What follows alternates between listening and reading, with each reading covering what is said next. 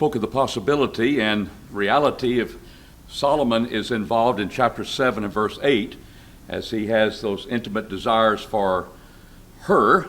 So we know he's there in verse 8. Does he continue? And we talked about that would naturally follow, and thy mouth like the best wine. There's this breath like apples and so forth that he's desiring of her. But I think he then breaks here and says, here's the woman's response, but she's thinking about her lover that she's truly in love with, and she's thinking about what that would be like as she thinks about him. He said, they go down smoothly for my beloved, guiding through the lips of those that are asleep. We talked about the softness, movement of the lips when one is asleep, and there's that pleasantry that she sees there in her beloved, and this I am my beloved's, and his desire is toward me. Where did that come from? I don't think that's the relationship that Solomon had with her, but it was a relationship that those two had with one another. I am my beloved's, and his desire is toward me, plus 60 others. It'll be 700 before it's over.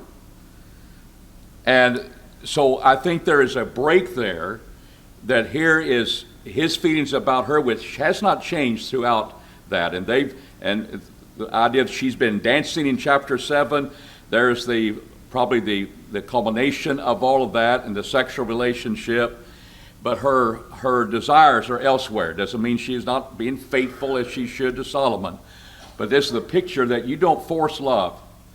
And her heart is elsewhere. And so then she speaks of what it's like to be in the vineyards, in the wilderness.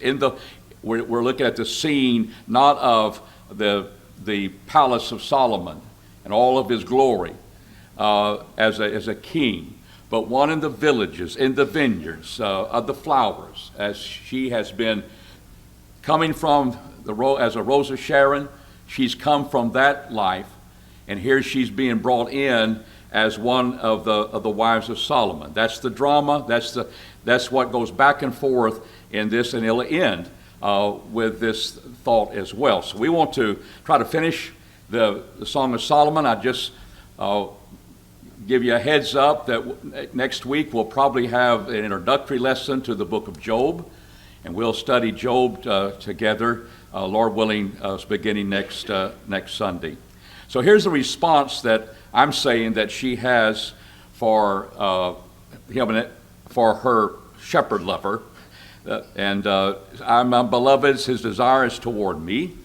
Come, my beloved, let us go forth into the field. Let us lodge in the villages. It does sound like we'll be in Solomon's realm, but would be in a shepherd's realm, be in the home place where she had come from and where he had come from. Let us get up early in the vineyards. Let us see whether the vine hath budded, the blossom is open. When you live out in the country like that, you kind of view things more than just concrete and cars. You see the nature. Hey, that flower budded today. It only buds once a day. Oh, well, let's enjoy it. All of those things are there. The blossom is open. The pomegranates are in flower. And said, there will I give thee my love. That's where she would like to give her love, in that setting. The mandrakes, those are the love apples. Those are the things that intensify or cause the sexual desire to heighten. The mandrakes give forth fragrance. And at our doors are all manner of precious fruits, new and old, which I was laid up for thee, O my beloved. I think that speaks about how she feels about the shepherd lover. As Solomon feels this way about her, and they may have been intimate because Solomon, that's one of his wives. And but this is where the song goes, this is where my heart has always been. And I've been taken from that. And I've been coming to Pelican, and we've ridden in all the glory of there, but you're not going to be able to, my heart is elsewhere. And that's the point we're seeing in the Song of Solomon.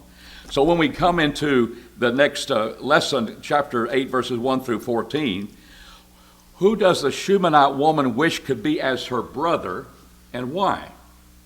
We got to put ourselves back in the days of the Bible, not in our corrupt society.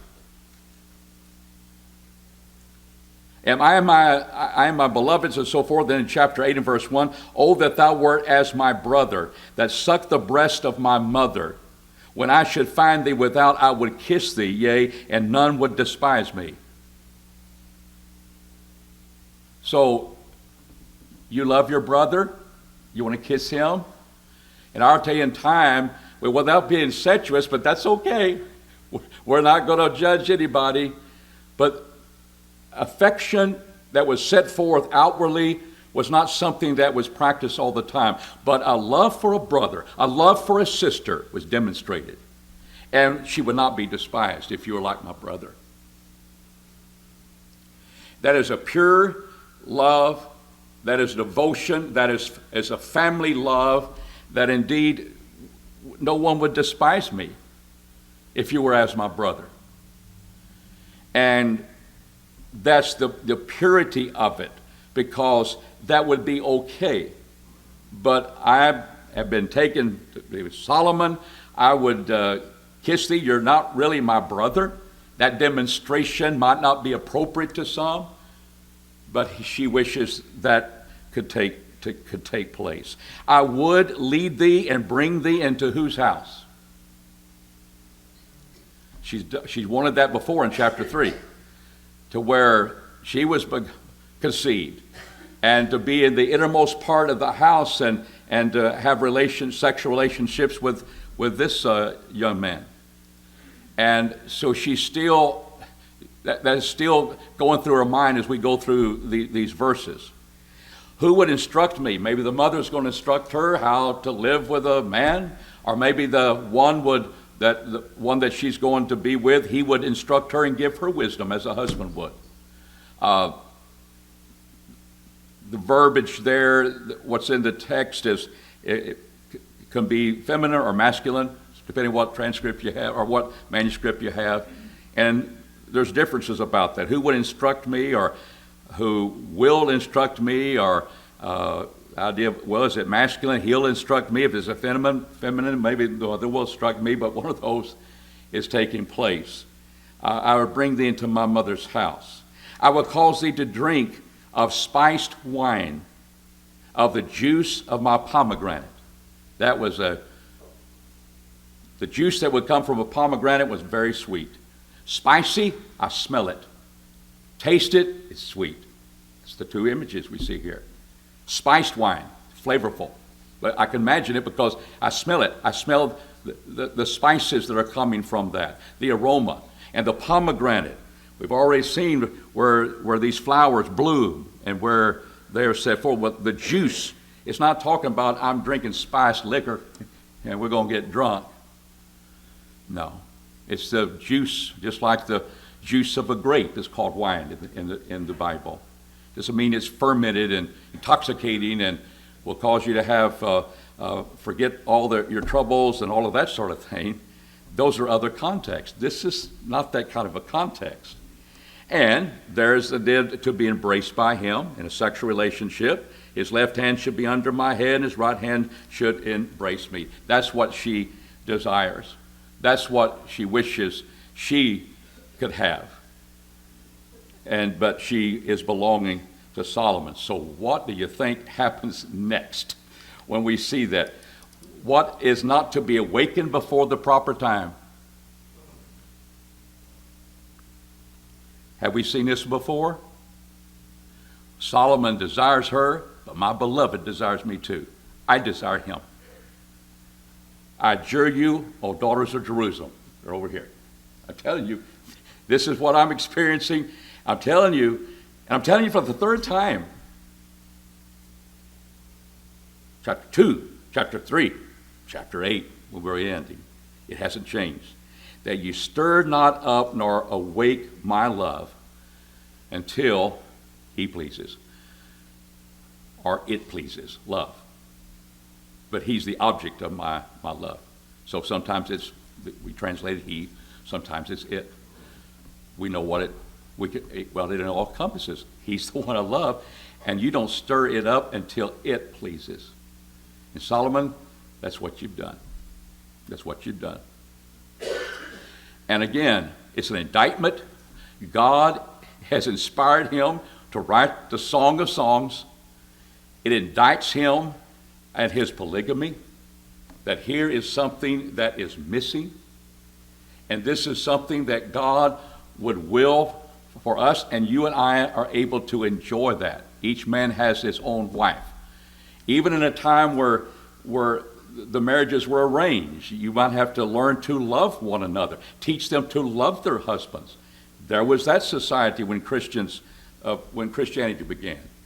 But you and I, did your parents arrange your marriage? I don't know. I don't have anybody that's done that. They may have tried to arrange their marriage. I've seen that happen.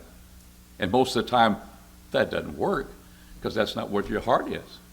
But what do? We call it falling in love. And if you're a father to a girl, it may be the worst rascal you ever thought. Not me personally, but you may have thought that. Oh, nobody. She doesn't deserve him. He doesn't deserve her. We may look at that, but sometimes that's where your heart is. You fall in love. And we have that relationship. We don't have to belong to somebody else because of polygamy. That we realize that God allowed this. What did all the wives do to Solomon's faith? Tore him away from God, didn't it? But here, well, if it doesn't tear you away from God, polygamy is okay. He indicts polygamy in the Song of Solomon. And Solomon is speaking in the song. And he wrote it. But he wrote it by inspiration. Why has God preserved this one? Ecclesiastes, what comes next? Song of Solomon.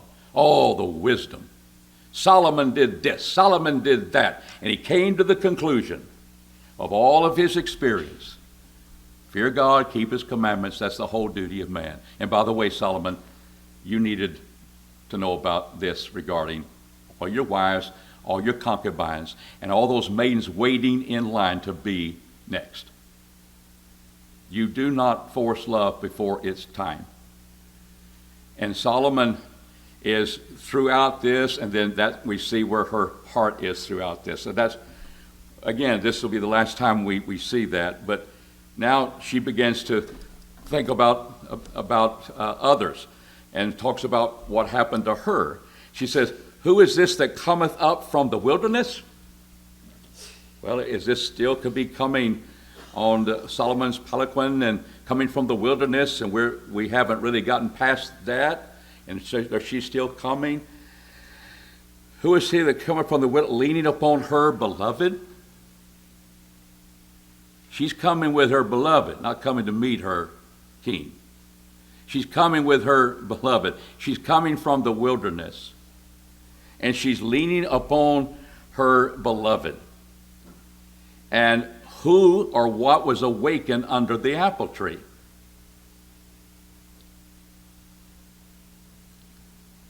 Doesn't mean the sexual relationship, it was consummated. It's just when under the apple tree, love blossomed. There was a love for one another. And we just ask who or what was awakened. I'll say love was awakened, and he is speaking about when he first fell in love with her and where her love was awakened for him. Under the apple tree, I awakened thee. There thy mother was in travail with thee. There was she in travail that brought thee forth. And then there's a sense of setting the seal on the heart and so forth that we're looking at. So there's a sense of, I think he is the one that is speaking at this particular time. And so we begin to see where she's going to come in verse 6. So there's where back in the hometown, back in the wilderness, back in the areas where the pomegranates grow, all the things that they had together, there's this interaction with them. She's been in her mind brought back with her beloved. So we see, beginning with the verse 6, we begin to realize how strong is love and how precious is love. Set me as a seal upon thy heart. So here's the Shulamite woman's pledge of the true love that she has for her beloved. And begin to see that this is what you cannot await before its time. You cannot force this, Solomon. But here's my beloved. Set me a seal upon thy heart, as a seal upon thine arm. That's who she's arm in arm with. Set me as a seal, a pledge, a guarantee. This is where my love is, directed toward the one who awakened her love under that apple tree. So for love is strong. How strong is love? So we would see imagery here. How strong is love? That's right. It is, well, that's not very complimentary, is it? That's not hopeful, is it? But as we read in Ecclesiastes, you cannot hold back the day of your death and the spirit. You cannot say, I'm not going to die. Death has you. And there's no escaping that.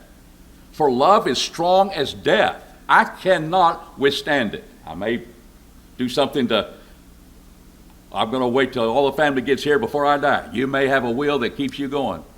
But you do not have the power over death to retain that spirit when God allows it to end. He brings it to an end. So that means it's strong as death. And then what does she say next? What is another form of love that we don't think about? But it's full of passion. It has all the zeal to it. She calls it, my Bible says, jealousy. Oh, I don't want to go there. Yeah, you better go there. That's where he's taking us. Jealousy is cruel as Sheol. The flashes thereof are flashes of fire, even the fire of deity. That's pretty strong, isn't it? That's pretty strong. And sometimes you just can't avoid that. There's that zeal and jealousy, and then that negative side of it is cruel as Sheol because you're going to die. You can't avoid it. It's there. And that passion is a flame of fire that can be very destructive. But it is, as some versions have, vehement fire of coming from God. That wrath and that sense that they would say, oh, that's too much to bear. That's her point. You cannot withstand that. She's speaking about that part of that flame of love. Now, how does she go? What happens in verse 7? How strong is it? How strong is it? Many waters. Get to the next one. Neither can floods. Well, that's your many waters. They can't quench love. They can't drown it. It's just another way. Poetry of the Jews was saying the same thing in a different way. Enforcing it. Driving it home. That's the rhythm. That's the rhyme. That's what the Jewish poetry was about. And we began to interpret that. You have to realize that's about saying the same thing. Floods, many waters, quench love, drown it out. I mean, that's a kind of easy one to get, but think about it. You have a lot of those type of comparisons in Psalms. So when you study Psalms, you got to put yourself in that track. Well, it must be something different here. No, they're saying the same thing. And sometimes there's contrast. Sometimes there's similes. Sometimes there's all of those things, metaphors, showing likenesses and so forth. And how precious is it? What does it say in the latter part of verse 7? If a man would give all his substance, just empty all of his savings, and empty all of his family savings and bring it in one bundle and give it for love, he would utterly be what? Why? Love is that precious, isn't it? It's that valuable. Well, that's $5 billion. It's priceless. Love is priceless. Don't awaken it before it's time. That's what Solomon needed to learn. And yet, there was the pleasantries about that. She had his attention. Remember the first part of this song? She wants to be kissed by him, right on the mouth. It was an honor, and yet this is where her heart is. And God is driving all the characters, and he is inspiring and giving the direction and the very words. That's why we want to get into the words. That's why we're trying to go through this as in a verse by verse thing. But that's how precious it is. That's how strong it is. What a beautiful picture of love. And you might say, girl, you don't know what love is. You just fell in love with the first shepherd that came along. Well, God knows what love is. He created us and commanded us to love. But here is a love between a husband and a wife, the way it should be. Here's a love between a man and a woman. This is not loving your neighbor as yourself. This is that love that is strong and passionate that resides in all of us, and to be fulfilled in a marriage of one man, one woman for life. That's what we find in the beginning. Of course, there wasn't anybody around. But therefore, shall a man leave his father and his mother? Well, how did that apply to Adam? There wasn't anybody else around. What was that about? Therefore, we start here with you. Therefore, shall a man leave his father and his mother? And he's looking around. What mother? Who? What's the she? Not that he had a problem with knowing that's a woman, but the point is that we hadn't had that yet. So what does that mean? This was for future generations. And when Jesus came along, he quoted it. When Paul came along, he quoted it. And when I do a marriage ceremony, I quote it. And if I do another one, we'll quote it. That's the beginning. God instituted marriage. He's the one that said it's not good to be alone. He's the one that caused a deep sleep to come over Adam. He is the one that took the rib out of his side to form woman. He is the one that presented the woman to the man. He, God. Nobody said, I think this would be a good idea, Jehovah. No, this is him. And he brought one man, one woman for life. We say till death. And we say, you're not using proper English. Till death do we part. Death separates us. Till death do us part. In a sense, it's what breaks us. And we're the objects that are being brought forth. And death does that to us. And I've been seeing ceremonies, well, till we'll be true to one another till love departs. Love is not to depart. That's our will. We're not going to have that happen. So world changes and all those things, but God at the very beginning said this is going to be done in future generations. It comes to perfection under the reign of Christ in the gospel. And you and I can identify in our time with this more so than people under Muslim rule today that may not have a choice. They have, and this lady didn't have a choice, but she knew what she felt. And she describes by inspiration. It's a very mature thought and deep thinking to me about love. And that One moment you can call it jealousy and put cruelty with it because that's a negative side, but it is strong. Jealousy is strong. I want to have that for myself.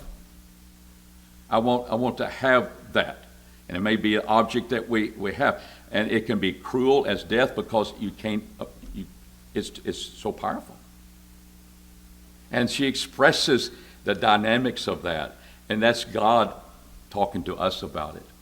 That we can get part of that. And you can empty all of your money and all of your uncle's money and all of the things you've gotten and say, I'm going to bring it all here. It's what I've inherited all my life. I want to buy love. And you stand condemned because that wasn't enough.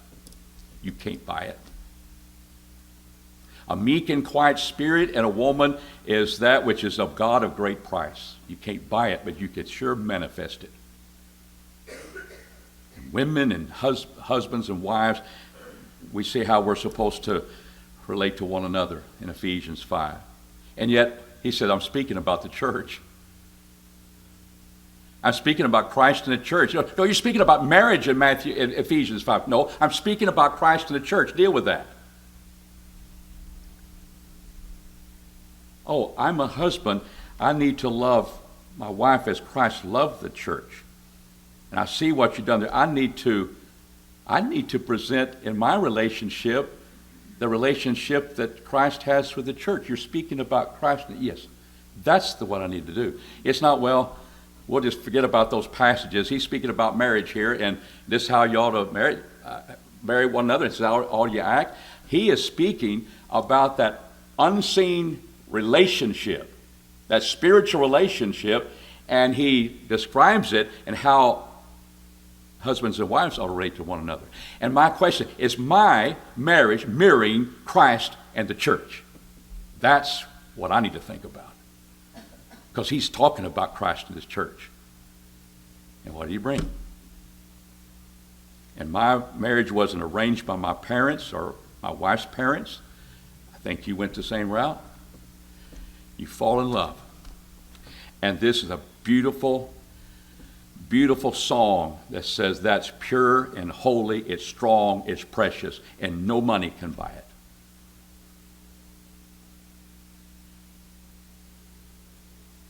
And the ladies, so we have a little sister. We have a little sister. I think this is the daughters of Jerusalem. She hath no breast. She's still pretty young. What shall we do for our sister?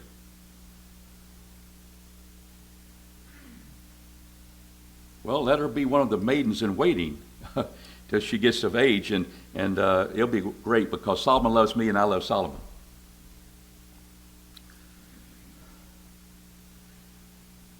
And so their heart goes to, well, we've seen what you think about that love. What should be done for the younger sister as she grows to marrying age? That's our question. So what did you learn there when you read that? What are the two things that she could possibly be? If she be a what? Wallflower, don't worry about it. Nobody would have her. No, he didn't say that. If she be a wall, and if she be a door, is there a difference between a door and a wall? Yeah. There's doors and there's walls. And that door is kind of opens up, and I don't think I could open up that wall right there very easily. You get the picture. It's not how she looks, it's how she acts. What are her tendencies? If she be a wall, we will build upon her a turret of silver. We'll protect her. We'll be one. If she be a wall, there'll be a turret of silver placed upon her. But the other side of that, if she be a door, we'll enclose her with the boards of cedar. I think we can get that one, can't we? There's this beautiful, she's being strong, she's resisting the sexual urges. Turret of silver, it will beautify her as she doesn't just give her love away. But if she's a door, if she has a tendency to be the opposite way, not a solid wall resisting those urges, what are we going to do with her? Cedar of wood. We will enclose her with the boards of cedar. What has been the Shunammite woman? What was she like? I am a wall, and my breast like the towers thereof. Watchfulness, strong. You can't buy my love. But it was forced as a queen of concubine. I was in his eyes as one that found peace. So we're going to protect this sister, depending on how she's going. We're going to realize it's a beautiful thing you've done, and she's a strong wall like the Shulamite woman. But what does the Shulamite woman mean when she says, I was in his eyes as one that found peace? As she's looking at herself being a wall and a breast a tower, not reaching everybody like an open door would, swinging door, not like that at all. But then I was in his eyes as one that found peace. I wonder whose eyes those are. Who has been in conflict all through? Who hasn't been at peace all through this song?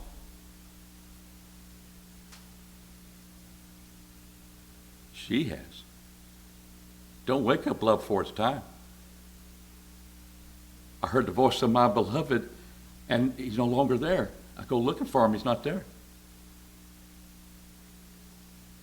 And she can never be with him. So she desired. There was a conflict, but who thought she had found peace? Solomon did. You ought to be grateful. I'm King Solomon. I was in his eyes as one that found peace. She'll come along. She'll understand that this is a great honor to be one. I already have 60 wives, 61. It'll be 700 before it's all over. You're lucky to have me as king, as your one that admires you so much. I think that's whose eyes. And the way he regards the whole situation. And now she comes back understanding that what point is the Shunammite woman making in speaking of Solomon having a vineyard? He had a lot of vineyards. Remember in Ecclesiastes? Solomon had a vineyard, and he sells it at Baal Haman. And he said, he let out the vineyard unto whom? Keepers. They got a job to do. I own it. I own it. And there's keepers there, and every one for the fruit thereof was to bring 1,000 pieces of silver. My vineyard, which is mine, is before me. I think she's speaking about herself being a vineyard, and the clusters of grapes, her breasts are as a tower in her own mind, but now they're going to be enjoyed by Solomon. But here's the vineyard, a real life vineyard, that Solomon has. Thou, O Solomon, shalt have 1,000, and those that keep the fruit thereof 200. We will be pleased because we queens are married to you. We'll get our portion, you get your portion, and we'll be at peace. That's the way it worked, Solomon, in the real vineyard. And I guess that's the way we should think about it. And she ought to be thinking about that in her situation. So we began to realize how she feels about that, and realize there's something she gets out of that, I guess. But he gets majority of that. So now we bring it the last two questions. Who along with the companions wants to hear the Shulamite woman's voice? I think it's her shepherd lover that wants to do that. Thou that dwellest in the gardens, the companions hearken for thy voice. Cause me to hear it. That's how he is responding. If you ever hear a voice, I want to hear that. I want us to be together. I still long for her. I belong to my beloved belongs to me. That's the shepherd boy. That's what she's been thinking about. And then how does it end? Make haste, my beloved. Be thou like a roe or a young hart that's jumping over the flowery flowers, hopping here, hopping there. There's the joy, the sexual joy. I want thou to be like a roe or a young hart upon the mountains of spices. And it ends. It ends. We could probably write some more chapters. But God wrote that, and he reviewed the scene, different scenes, came back with that same point, that's not probably going to happen. And Solomon gets his 1,000. I get my 200. I'm one of the queens. But it is an indictment against polygamy. I think that's the whole theme of this song.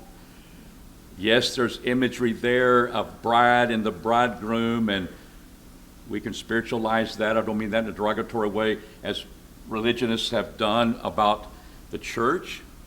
And Paul, as I said, Paul speaks about Christ and the church, and examples are in the marriage relationship. But I think when we look at the text and see it move and put ourselves into thinking, I think we see the characters there. And while there's different interpretations about it, I think we can see that conflict, and it continues on. It's not solved. It's not solved in this psalm. And I'm just happy it got solved in Christ. We're not having to deal with that. But if we did, we would be said, I adjure you, don't wake up love before it pleases. Any questions or comments you'd like to add? Because this is... In verse 1, you say that kissing your brother is a cultural thing, and we equate that to treat one another with a holy kiss. Is that also a cultural thing? Yeah, that's next week's bulletin. No, great minds are together. No, yes, and therefore we don't kiss like they did, and like the custom is there. But there again we got to realize what our culture is like, and that's very true. We have other ways of greeting, don't we? And the thing is, it was already in culture. He just said, keep it holy. And it was identifying one as receiving one as a brother and sister, which was indeed a pure thing, and that was supposed to do that. But it's another one of those commandments, and I wanted to write a sequel to what today feet washing was commanded too. Why don't you and I do that? And maybe it'll help you when people say y'all don't follow the commandments, and that's why it's going to be next week too. Any other comments on Song of Solomon? In verse 2. Oh, no, I think. In verse 2, you say that the pronoun she is not there. It is in my version. And if you take out that pronoun, then the logical verse following would be that it would be the mother. Is that true? Yeah, but some of the texts have a feminine and some a masculine. So pronoun has to agree with its antecedent. They have to agree, but some of the manuscripts have it two different. That's why footnotes are in my Bible to recognize that. But you're right. If it's because I said a woman could be teaching her about the marriage and what it ought to be like, giving her wisdom. Or if it's a he, it'd be around. He's going to be guiding her as a husband. Okay. Start reading Job, and we'll have the introductory lesson, Lord willing, next week. Thank you for your participation.